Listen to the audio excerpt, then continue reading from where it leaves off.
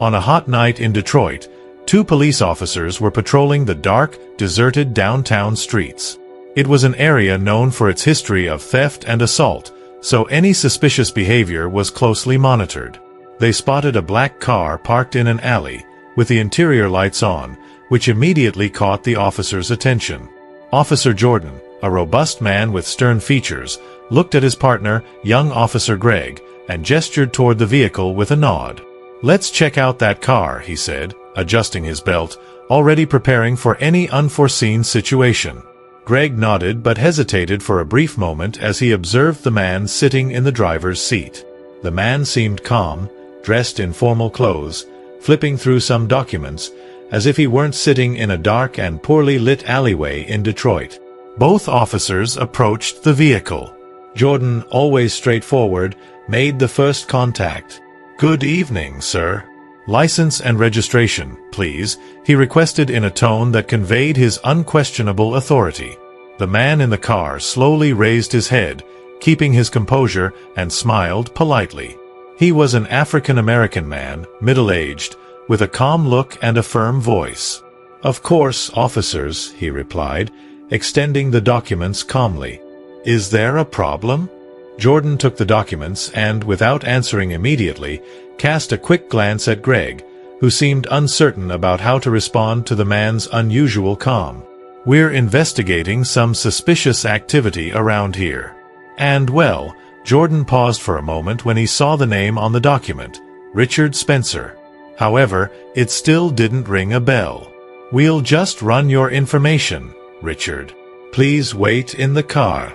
Greg, observing the situation attentively, asked to step aside and walked a short distance to run the information through the police system.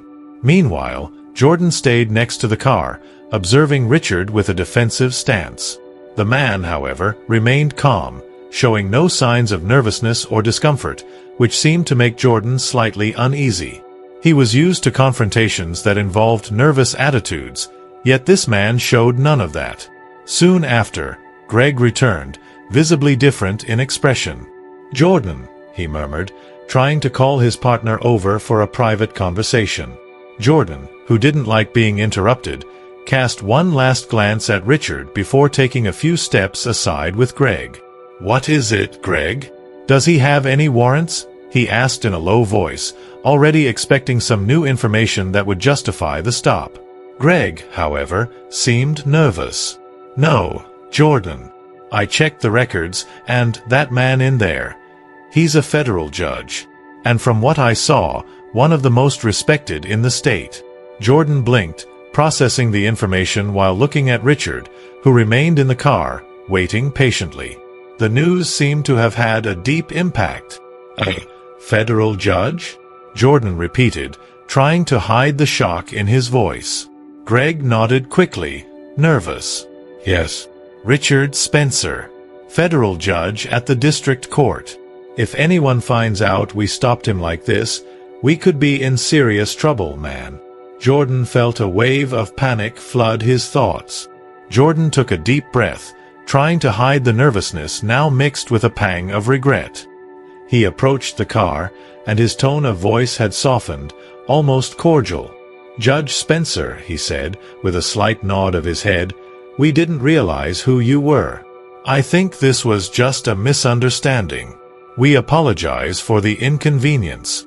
Richard Spencer raised an eyebrow, remaining calm, though now his gaze carried an intensity that left Jordan even more uncomfortable. "I didn't realize the approach changes depending on the status of the person being stopped, officer," the judge replied, in a tone that mixed irony with seriousness. Jordan swallowed hard. He knew the judge was right. The initial approach shouldn't have changed solely because of Spencer's identity. It was an obvious mistake, and now he felt exposed and vulnerable. Trying to smooth over the situation, he managed a nervous smile. "Judge Spencer, we were only doing our job," he tried to justify, quickly returning the documents. Greg, who had been observing in uneasy silence, didn't know whether to remain quiet or try to help Jordan get out of the uncomfortable situation. He knew they were in a delicate position and that any word could make things worse. Spencer accepted the documents and looked calmly at the two officers, with an expression that revealed firm authority, though without arrogance. "I understand that part of your job is to keep the city safe, but I need to say that the way I was approached is concerning." He paused, analyzing the officers' reactions, before continuing. "I am a defender of the law, just like you. But for the law to be just, it must be applied equally. I know very well that if I were someone else, I would likely have been treated differently, correct?" Jordan and Greg exchanged glances, aware that the judge's words were not only an observation but a warning. Tension filled the air, and both officers realized that any response now would need to be chosen carefully. Jordan, however, tried to maintain his composure. "We didn't mean to disrespect you, Judge Spencer. Our goal was simply to make sure everything was in order." Spencer held his penetrating gaze for a few more seconds before slowly nodding. "Very well. As I said, I understand your work and appreciate it. But I hope you consider this experience to prevent cases like this from happening again. After all, not everyone has the privilege of being recognized once a police officer finds out their identity, right?" Amid the uncomfortable silence from the officers, Richard checked his watch and gave a slight nod, concluding the conversation. "Good night, officers. And, if you'll excuse me, I have an appointment." As he maneuvered the car and left the alley, Jordan and Greg remained motionless, nearly speechless. After a few minutes of silence, it was Greg who broke the ice, his voice low and thoughtful. "Jordan, that was different." Jordan shook his head, still processing what had just happened. What he thought was a routine encounter now felt weighty. Spencer was right. The situation only changed because he was a judge. If it had been someone else, the story would likely have ended quite differently. "Let's go, Greg." "We don't need to talk about it," Jordan murmured, trying to bury the discomfort he felt. But deep down, he knew that experience would affect him more than he was willing to admit. As they returned to the patrol car, they had no idea that this encounter would leave unexpected consequences. 2 days later, still weighed down by that unexpected encounter, Jordan and Greg were back at the precinct. The routine was intense as usual, but Jordan felt deeply unsettled. The incident with Judge Spencer kept lingering in his mind, and he tried to push away the image of Richard's firm expression and words. "Jordan, are you listening?" Greg asked, seeing his partner distracted. Jordan jolted and looked at Greg, who was holding a piece of paper in his hand. It was an official notice. "The chief wants to see us." "Now in his office," Greg said, with a tone that hinted at worry. They walked in silence to Captain Reynolds' office, a middle-aged man known for his firm stance and ever-watchful gaze. As they entered, Reynolds greeted them with a cold acknowledgement, without the usual handshake. "Officers Jordan and Greg, please sit down, but brace yourselves," the captain began, observing them with a stern expression. "I've received a formal complaint regarding the stop you made on Wednesday night." Jordan and Greg exchanged surprised glances. Had Judge Spencer actually filed a complaint against them? "Captain, I can explain," Jordan started, trying to control his anxiety. "Let me clarify something first, Jordan," Reynolds interrupted, raising his hand to silence him. "Judge Spencer is a respected judge, and he has chosen not to pursue a formal charge. However, he made it very clear that he is deeply concerned about the way you're conducting stops in this city." The captain looked at them, now in silence. "And he specifically requested that you both attend a conduct review training. He wants you to take this as a chance to reflect on the incident." Greg sighed quietly, relieved it wasn't a more severe punishment, but Jordan felt his pride stinging. He worked hard every day to keep the city safe, but this incident seemed to undermine his conviction. "With all due respect, Captain," Jordan said, trying to choose his words carefully, "I was only trying to protect. If I'm being punished for making sure people follow the law, then I don't know what my role is anymore." Reynolds took a deep breath, observing Jordan's tense gaze. "Your role, Jordan, is to respect the law just as much as to enforce it. Do you understand?" We're not better than anyone else for being on the side of the law. We're here to serve. And this experience is to remind you of that." Jordan didn't reply. He looked down, wrestling with the feeling of injustice flooding over him. But he knew he couldn't argue further. "By the way, Judge Spencer also requested a meeting with both of you tomorrow afternoon," the captain said, standing up and observing the officer's reaction. "He wants to talk directly with you about the incident. And let me tell you something. I suggest you use this opportunity to listen to what he has to say." Jordan and Greg nodded in silence and left the office. Outside, Greg looked at Jordan apprehensively. "What do you think he's going to tell us?"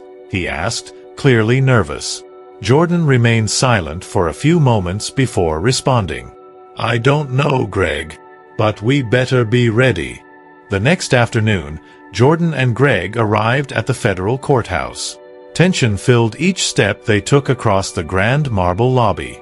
Both were accustomed to difficult situations on the streets of Detroit, but this formal environment, combined with the presence of a federal judge waiting to discuss their conduct, felt like an unexpected weight. After passing security, they were led to a conference room where Richard Spencer awaited them. He was seated at the head of the table, dressed in a suit, his eyes fixed on some documents before him. When the two officers entered, he greeted them with a slight nod, indicating they should take a seat. "Officers Jordan and Greg, thank you for coming," Spencer began, his voice calm but firm.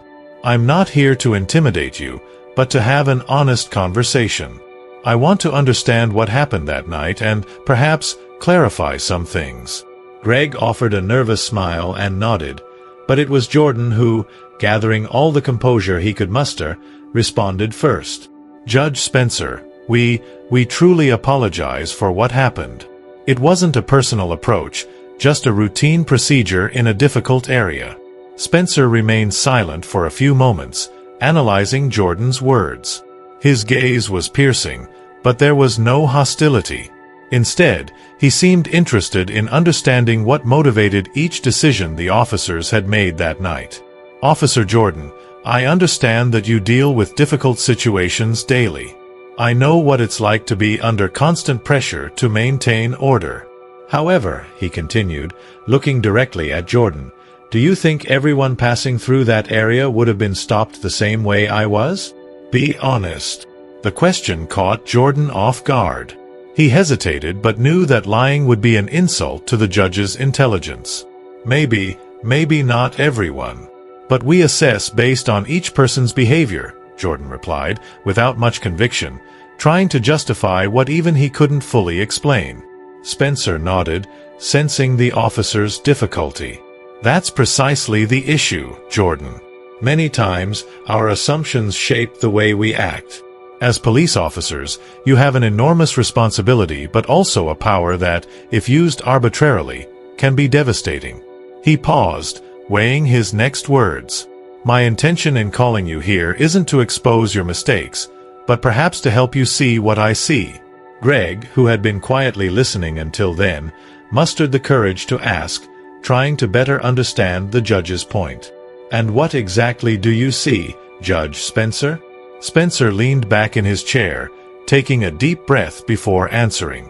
"I see a system that often categorizes people before knowing who they are. I was on the other side before becoming a judge. I was stopped countless times when I was just a university student, walking the streets at night. Back then, I didn't have a badge that would spare me from questionable treatment." Spencer's words echoed in the room, leaving Jordan and Greg silent. The judge's frankness was disarming, and the two officers now felt the weight of what he was trying to convey.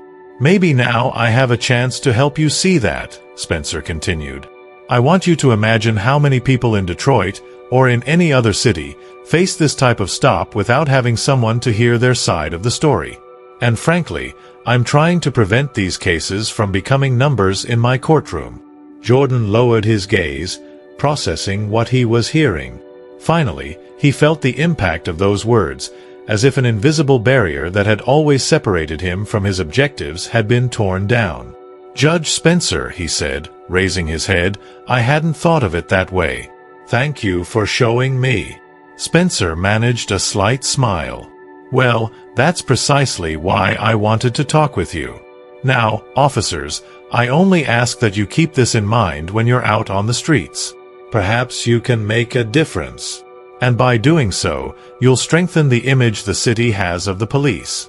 Greg nodded, feeling equally moved by the conversation.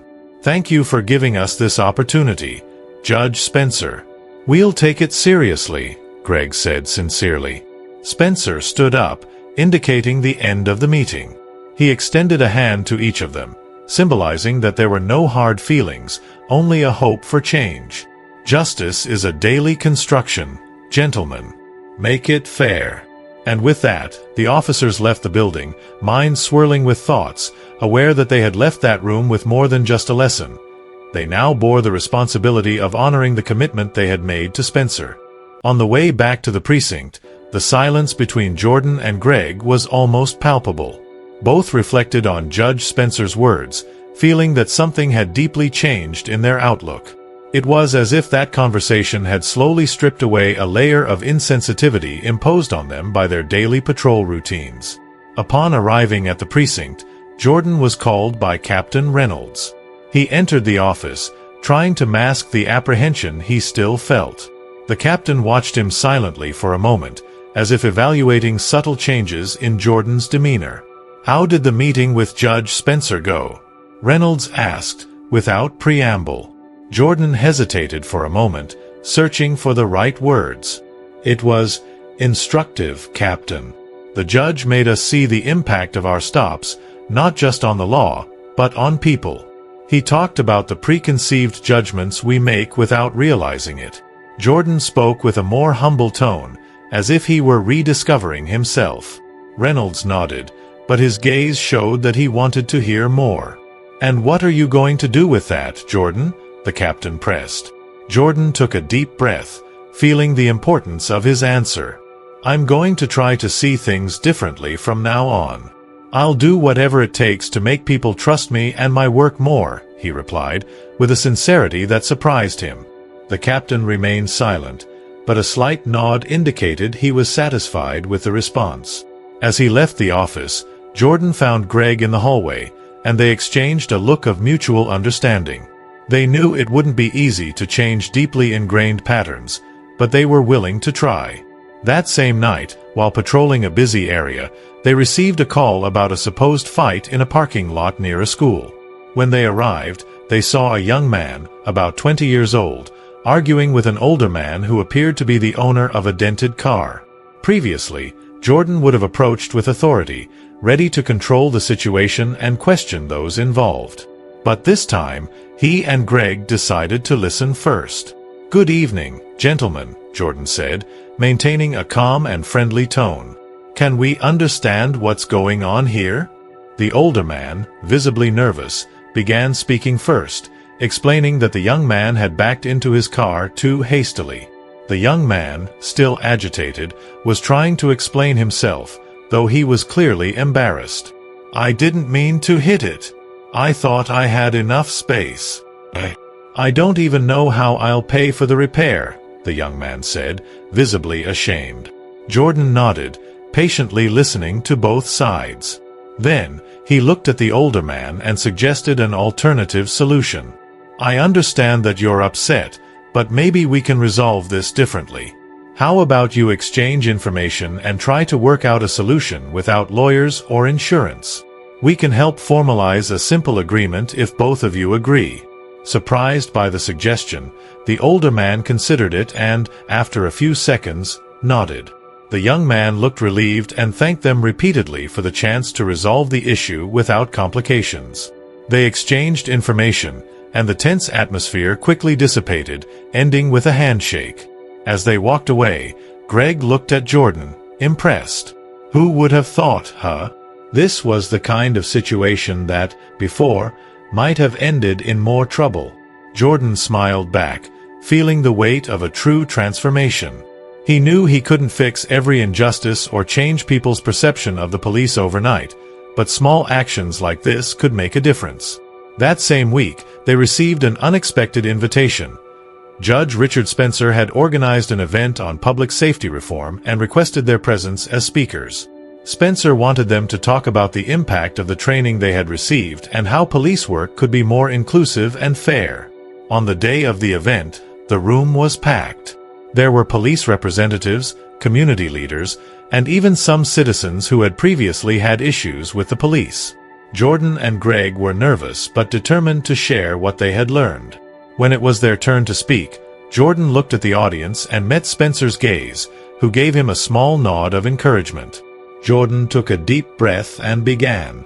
"If you had told me a few months ago that I'd be here talking about empathy and respect in police work, I probably would have laughed. But after some experiences and training that showed me things from a completely different perspective, I understood that a police officer's true power isn't in imposing fear but in building trust."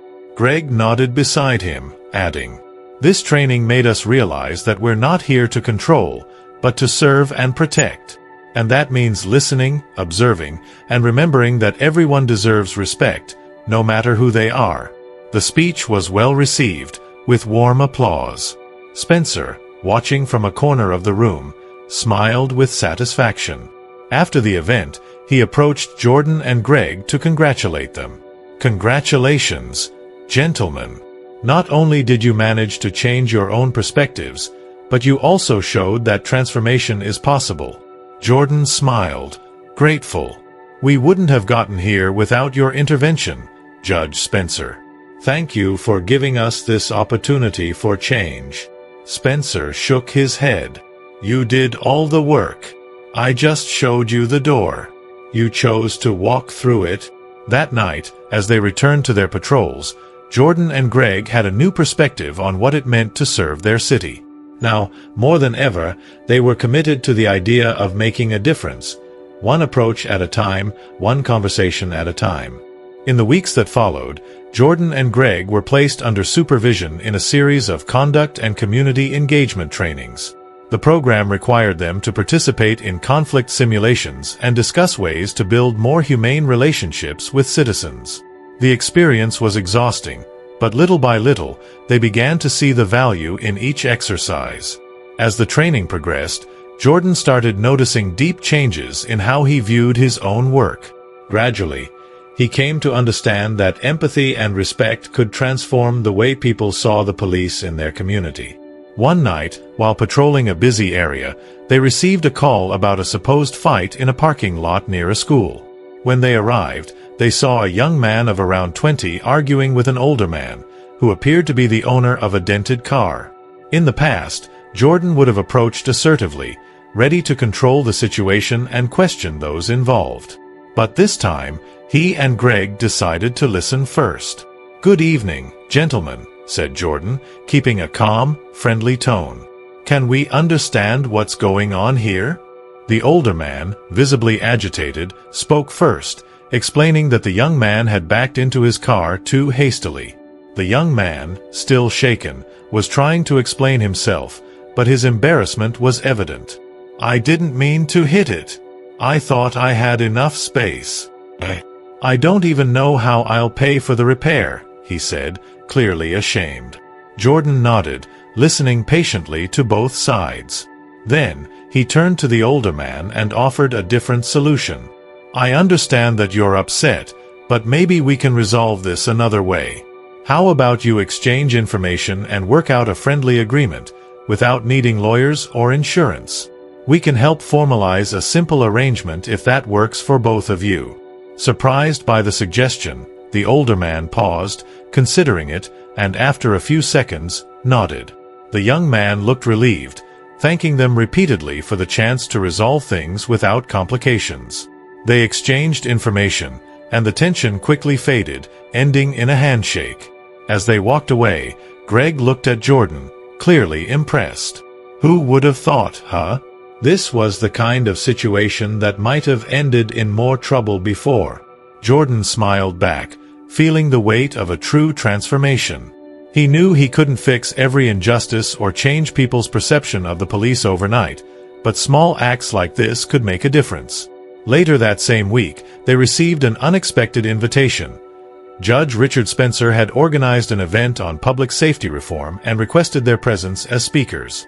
Spencer wanted them to discuss the impact of the training they had received and how policing could become more inclusive and fair. On the day of the event, the room was packed. Police representatives, community leaders, and even citizens who had had negative encounters with the police in the past were present. Jordan and Greg were nervous but determined to share what they had learned. When it was their turn to speak, Jordan looked at the audience and found Spencer's gaze. The judge gave him a small nod of encouragement. Jordan took a deep breath and began. "If you'd told me a few months ago that I'd be here talking about empathy and respect in police work, I probably would have laughed. But after some experiences and training that made me see things from a completely different perspective, I understood that a police officer's true power doesn't lie in imposing fear, but in building trust." Greg nodded beside him and added, "This training showed us that we're not here to control, but to serve and protect. And that means listening, observing, and remembering that everyone deserves respect, no matter who they are." Their speech was well received, with warm applause. Spencer, watching from the corner of the room, gave a satisfied smile. After the event, he approached Jordan and Greg to congratulate them. "Congratulations, gentlemen. Not only did you manage to change your own perspectives, but you also proved that transformation is possible." Jordan smiled, grateful. "We wouldn't have gotten here without your intervention, Judge Spencer. Thank you for giving us this chance to change." Spencer shook his head. "You did all the work. I just showed you the door. You decided to walk through it."